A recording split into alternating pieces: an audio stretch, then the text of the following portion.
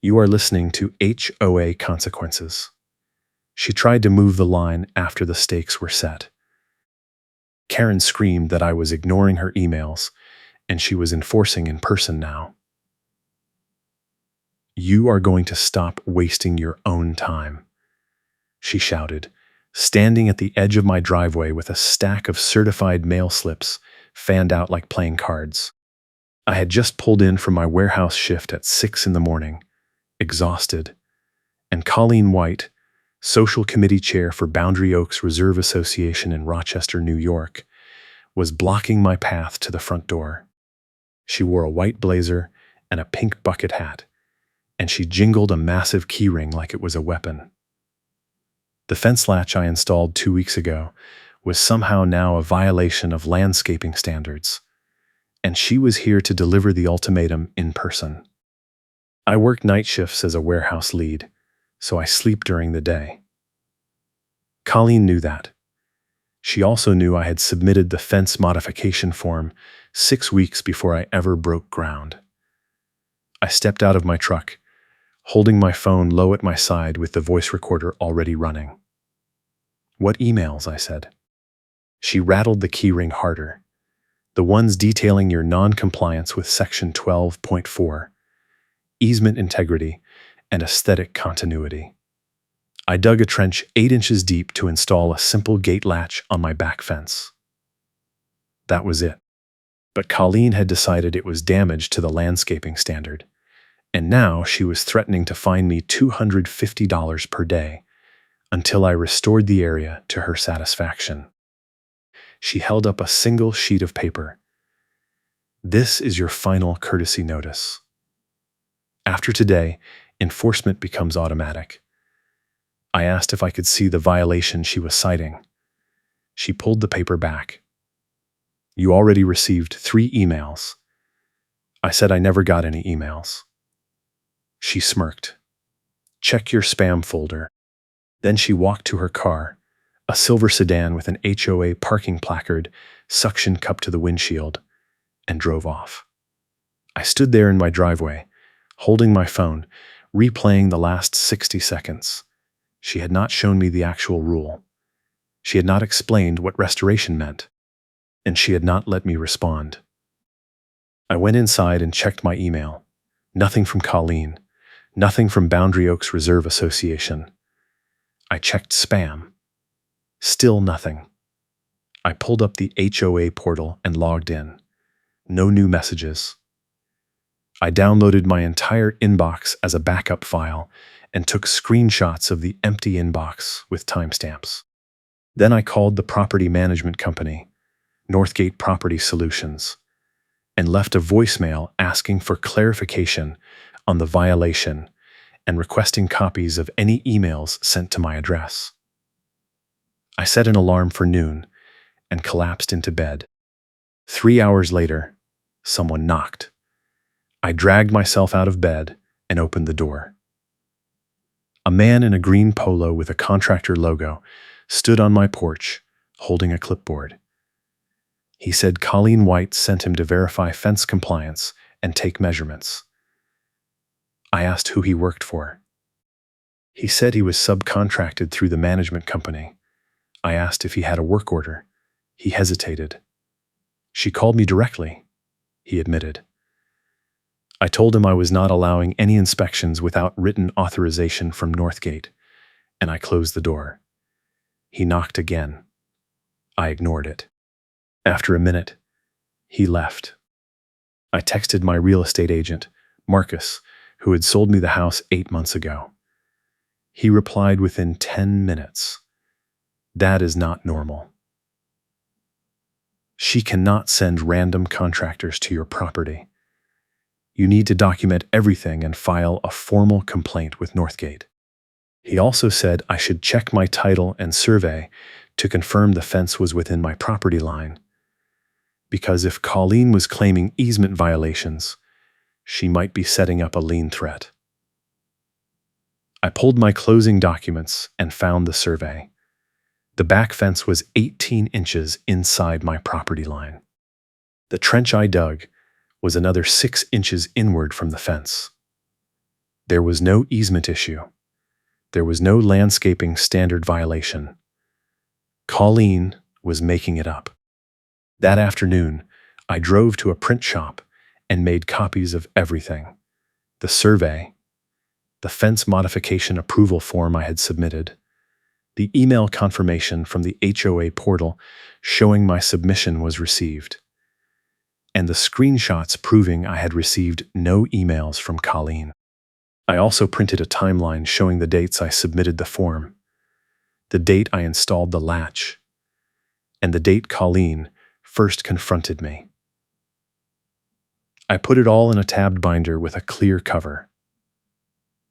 Then I drove to the Northgate office on East Avenue and asked to speak to someone about a compliance dispute. The receptionist made me wait 20 minutes. Finally, a property manager named Angela came out. She had a forced smile and a phone already pressed to her ear. She waved me into a small conference room and closed the door. I slid the binder across the table. I explained the situation, the latch, the trench, Colleen showing up at my house, the contractor she sent without authorization. Angela flipped through the binder without reading it. She said the HOA board had discretion on landscaping standards, and if Colleen issued a notice, it was because the board had reviewed my modification and found it non-compliant. I pointed to the approval form. Angela paused. "That is from 6 weeks ago," she said. "Rules can change." I asked if the rules had changed. She said she would have to check with the board and get back to me. I left the office knowing Angela was stalling. I also knew Colleen was not going to wait for any official process. By the time I got home, there was a new certified mail notice taped to my front door. It was dated that morning, which meant Colleen had filed it before she even showed up at my driveway.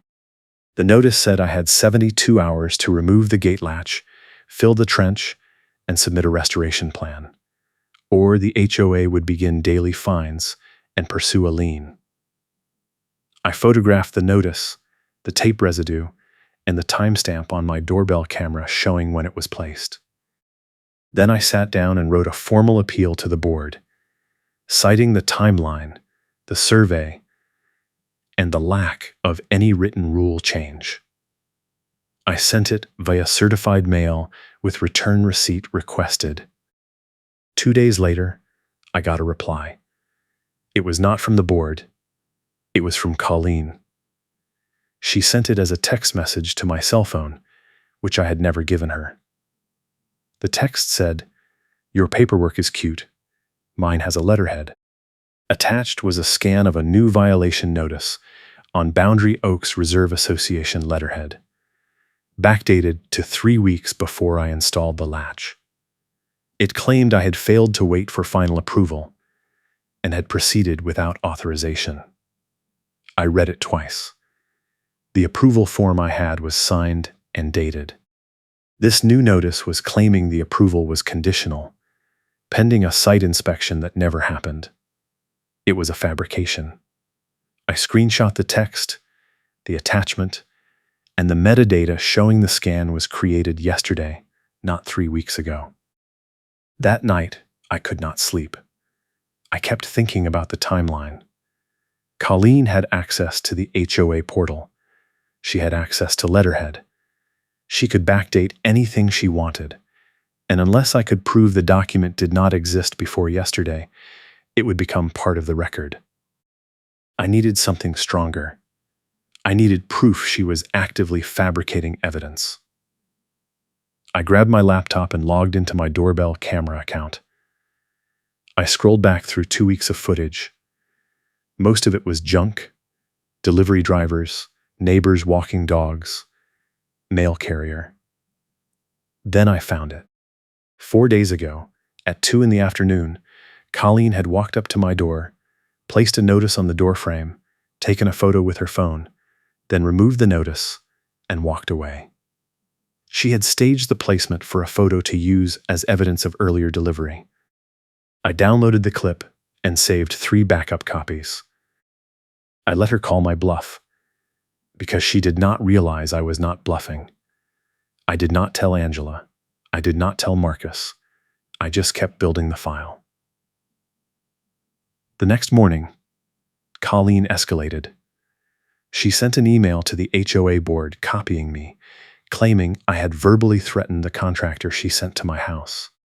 The email said I had used profanity and intimidation tactics, and she was recommending I be banned from using the community pool and clubhouse until the violation was resolved. I replied to the board with a calm, factual account of the interaction. The contractor arrived without a work order. I asked for written authorization. He left voluntarily. I attached a screenshot of my phone showing the time of the knock and a note that I had doorbell footage available upon request. Colleen replied within an hour, "If you want mercy, move somewhere without an HOA." That was her line. She used it twice more over the next week. Always in writing, always in the same smug tone. I saved every instance. Marcus texted me that evening. "She is trying to provoke you into doing something she can use against you. Do not take the bait. Stay calm. Stay documented. Stay on the record." I appreciated the advice, but staying calm was getting harder. I had to leave for work at a hard start time, and Karen is trying to trap me in my driveway with a confrontation. 2 nights in a row, she parked her car at the end of my driveway at 5:45 in the morning, blocking me in, and tried to hand me more notices while I was running late. Both times I took photos, noted the time, and called the non-emergency police line to report a blocked driveway. Both times she left before the officer arrived. If you are enjoying this wild HOA mess, hit that like button and subscribe for more revenge stories where the rulebook backfires. The third time she tried it, I was ready. I had already backed my truck halfway down the driveway the night before, nose facing out.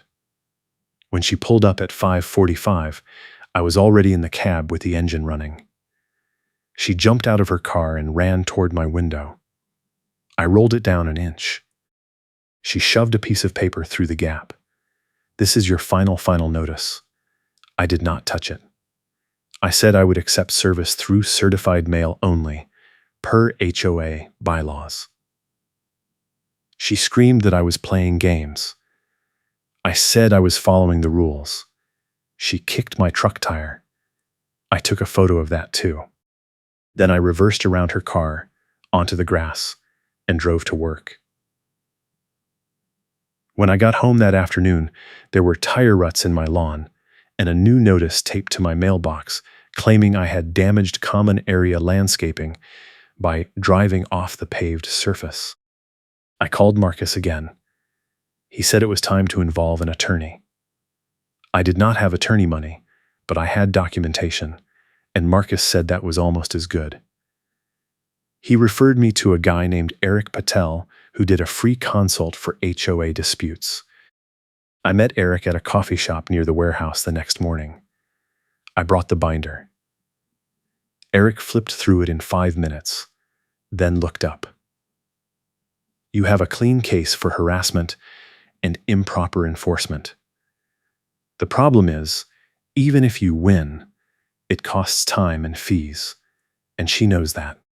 He tapped the photo of the doorbell footage. "This is your ace. You need to force her to commit to the fake timeline, then reveal the footage in a way that locks her in. Do not give it to Angela yet.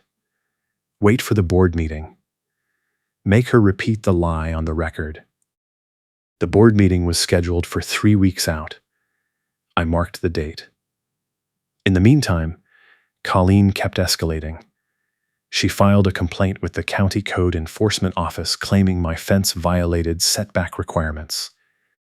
A county inspector showed up, measured everything, and told me I was in full compliance. He gave me a signed letter confirming it. I added the letter to the binder. Then Colleen tried a new tactic. She started calling different tow drivers like she was speed dialing chaos. She told them my truck was parked illegally in a fire lane, even though it was in my own driveway. The first driver showed up, looked around, and left. The second driver actually hooked up my truck before I ran outside and showed him my registration and the property line. He unhooked it and apologized. The third driver told me Colleen had called him 4 times in one day, trying to get someone to tow me without checking first. That same week, Colleen convinced the board to adopt an emergency rule prohibiting any exterior modifications without a mandatory site inspection. The rule was posted on the HOA portal with a 7-day comment period, which meant it would go into effect before my appeal hearing. I submitted a written objection, pointing out that the rule was clearly targeted at me and violated the notice requirements in the bylaws. My objection was ignored. The rule went into effect. 2 days later, Colleen sent another contractor to my house, this time to measure the fence height. I refused entry. The contractor said he had a board-issued work order. I asked to see it. He showed me a printout with Colleen's signature. I told him Colleen was not authorized to issue work orders, and I closed the gate. He left. An hour later, I got a text from Angela saying I was now banned from the pool, the clubhouse, and the community events pending resolution of my non-compliance. I was trying to keep my home insurance stable, and the HOA is pushing me toward a claim. My insurance agent called me after seeing a note on my file about a potential HOA lien. She said if the lien went through, my coverage could be affected, and my rates might jump. I explained the situation. She recommended I get a statement from Northgate confirming there was no valid lien in process. I requested it in writing. Angela replied that the board had not yet voted on lien action, but the fines were accruing daily, and I now owed over $3,000. I replied with a copy of my appeal and a request for a formal hearing date. Angela said the hearing was already on the calendar for next month. Next month was too late. I needed to stop the fines now. I drafted a demand letter and sent it to the board, copying Angela, Colleen, and the HOA attorney listed on the website. The letter outlined every procedural violation Colleen had committed: unauthorized contractor visits, fabricated notices, harassment, improper towing attempts, and retaliation for filing an appeal. I attached the doorbell footage link in a password-protected folder and said I would present the full evidence at the hearing. I did not say what the footage showed. I just said it was time-stamped and conclusive. Eric Patel had told me to tease the trump card without giving details. This was the tease. Colleen lost her mind. She replied to the entire board thread within 10 minutes. The email was unhinged. She accused me of secretly recording her, violating her privacy, and threatening legal action to intimidate the board. She demanded the board reject my appeal immediately and authorize the lien. She also said I was a problem resident who had been hostile since day one, which was a lie. I had attended exactly one HOA event, a summer cookout, and left early because I had to sleep before my shift. That was it. But Colleen had decided I was her enemy, and now she was throwing everything at the wall.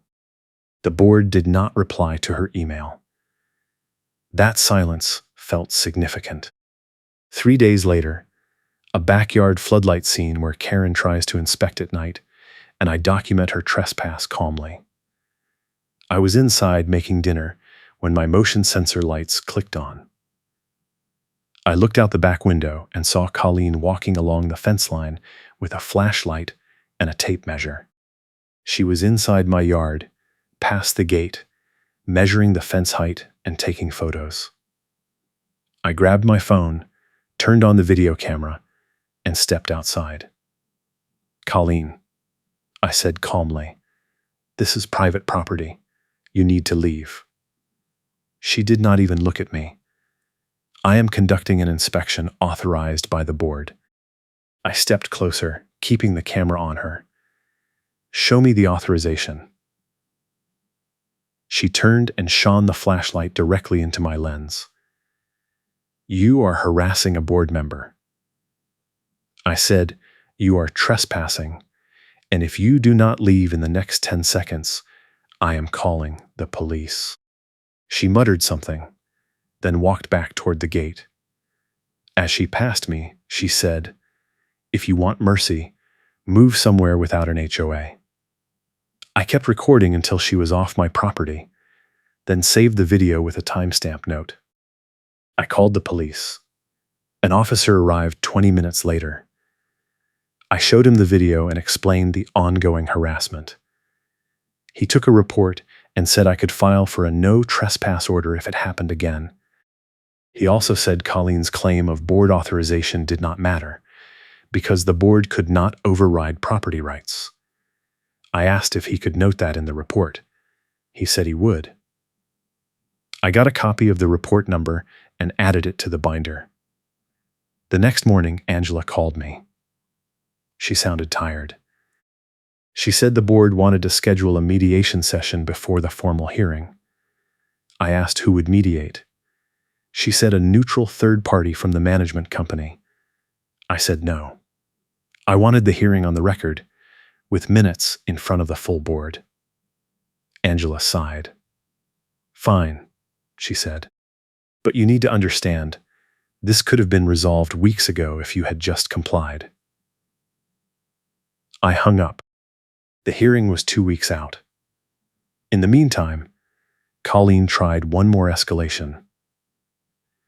A fence panel on the ground scene, where Karen insists it must be removed instantly, and the crew refuses without written authority.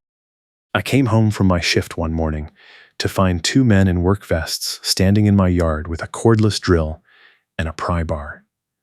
One of the fence panels near the gate was unhinged at the top and leaning outward. Colleen was standing behind them with her arms crossed. I parked and walked over. "What is happening?" I said. Colleen pointed at the panel. "This fence is non-compliant. It is being removed." I looked at the workers. "Who hired you?" One of them said, "She did." I asked if they had a permit. They looked at each other. She said it was approved. I pulled out my phone and called Angela. I put it on speaker. "Angela," I said, "there are workers on my property trying to remove my fence." "Did the board authorize this?" There was a long pause.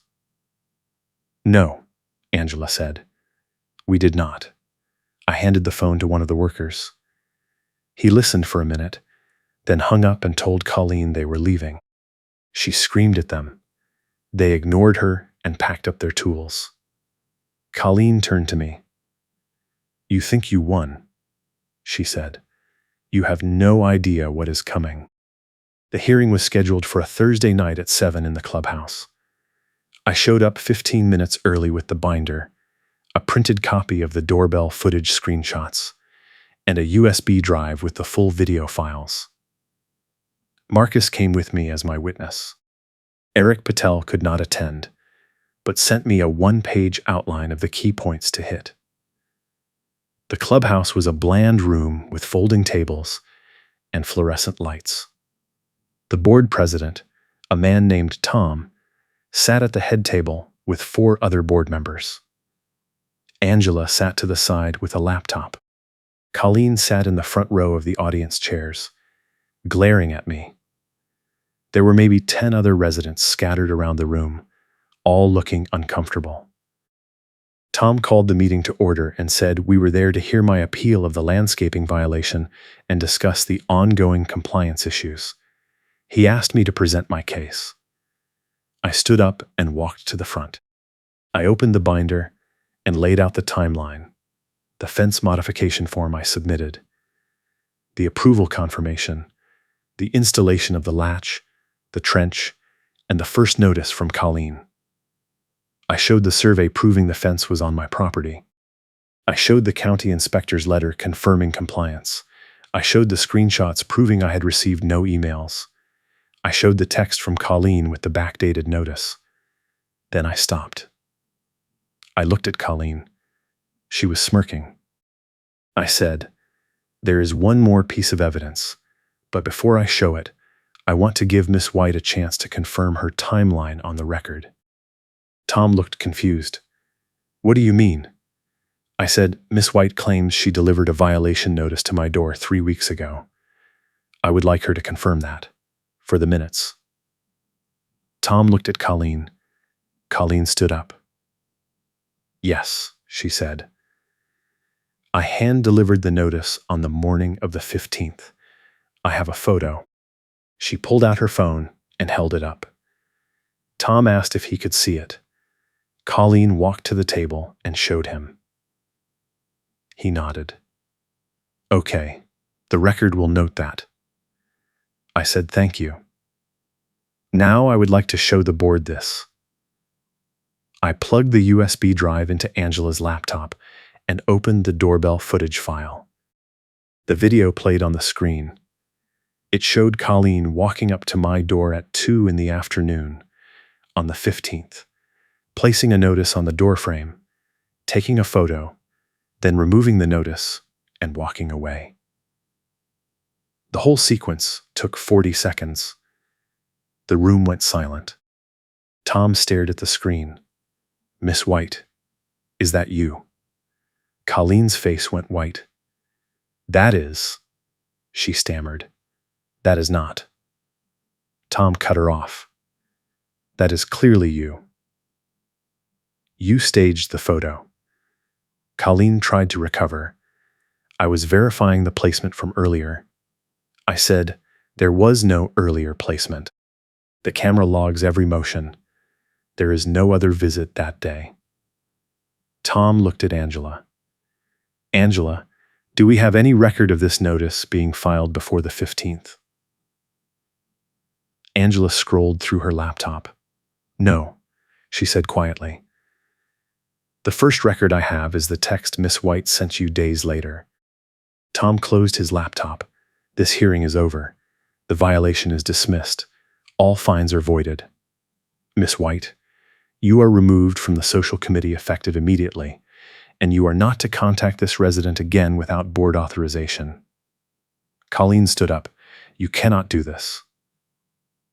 Tom said, "Yes, I can. This meeting is adjourned." But I was not done. I walked over to Tom and handed him a second USB drive. This one contains video of Miss White trespassing on my property 2 weeks ago, and audio of her attempting to intimidate contractors, and a police report documenting harassment. I also have copies of every backdated notice, every improper towing attempt, and every procedural violation. I am not asking for anything except that the board adopt an enforcement checklist that limits these tactics so this does not happen to someone else. Tom took the drive. "I will bring this to the board," he said. I looked at Colleen. She was frozen in her chair, staring at the floor. I picked up my binder and walked out. 2 days later, Angela called me. The board voted to adopt an enforcement checklist that limits Karen tactics. All future violations would require written notice with photographic evidence, a mandatory cure period, and a formal hearing before any fines. Colleen was placed on a no-contact directive by management. If she approached me or my property again, the board would pursue removal. Angela also confirmed that all records of the violation and fines were expunged from my file, and I would receive a formal apology letter from the board president. I thanked her and hung up. The final piece came 3 weeks later. I had submitted a documented appeal that overturns the decision on the record, including a formal complaint to Northgate about Colleen's abuse of access to HOA systems. Northgate conducted an internal audit and discovered Colleen had been issuing notices and authorizing contractors without board approval for over a year. She had been running her own enforcement campaign, targeting multiple residents, always people who questioned her or skipped her social events. The board terminated her membership on the social committee permanently and issued a community-wide notice clarifying that only the property manager could authorize enforcement actions. Colleen tried to fight it. She hired a lawyer and threatened to sue the board for defamation. The lawyer dropped her after reviewing the evidence. She sold her house 4 months later and moved. Marcus texted me after he saw the for sale sign go up in her yard. "You outlasted her." I replied, "I just wanted to sleep during the day." He sent back a laughing emoji. The funny thing was, the board actually improved after Colleen left. Tom stepped down as president, and a woman named Diane took over. She was calm, practical, and hated drama. She reformed the enforcement process and started sending monthly updates that were clear and fair. The neighborhood felt different. People were not walking around waiting for someone to weaponize a rule. The next board meeting I actually attended. I wanted to see if the changes were real. Diane opened the floor for comments. A guy in the back row stood up and said he had been scared to fix his mailbox post because Colleen had threatened him over paint color. Now he was asking if the board could clarify the rule. Diane pulled up the guidelines and read them out loud. Then she said, "If it is not in the written rule, it is not a rule." Everyone clapped. It felt like the whole room exhaled. A few weeks later, I was working on the gate latch again, reinforcing the post, when my neighbor from 2 doors down walked over. He introduced himself as Greg. He said he had been at the hearing. He said Colleen had sent him 3 violation notices over a garden hose left on his driveway, and he had been too scared to fight back.